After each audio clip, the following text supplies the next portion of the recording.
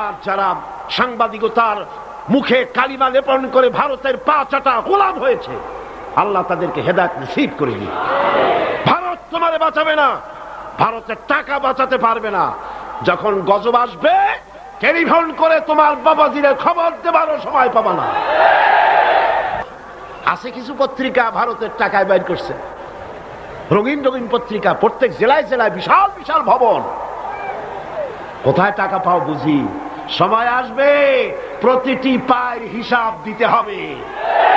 এই চট্টগ্রামে কোন নর্তকীর খেমটা নাচ তাও পত্রিকায় জায়গা পায়, এই বিশাল মাহফিল একটা কলমও জায়গা পায় না। কিয়ামতে কি জবাব দিবি? আল্লাহর কাছে কোথায় গিয়ে দাঁড়াবে? মুসলমান নামের কলঙ্ক,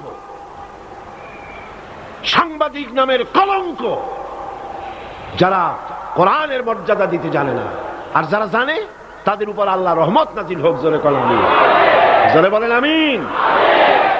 আর যারা সাংবাদিকতার মুখে কালিমা লেপন করে ভারতের পা চাটা গোলাম হয়েছে, আল্লাহ তাদেরকে হেদায়েত নসিব করে দিন। ভারত তোমারে বাঁচাবে না, ভারতের টাকা বাঁচাতে পারবে না। যখন গজব আসবে টেলিফোন করে তোমার বাবাজিরে খবর দেবারও সময় পাবা না। কোরআনের কাছে আস, কোরআন তোমাকে মুক্তি দেবে। কে মুক্তি দেবে? কোরআন। বিজ্ঞানে ভরা, রাষ্ট্রবিজ্ঞানে ভরা। কে বলেছে কোরআন তাবিজ তদবিরের কিতাব?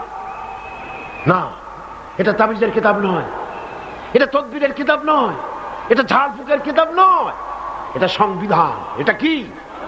এটা কনস্টিটিউশন।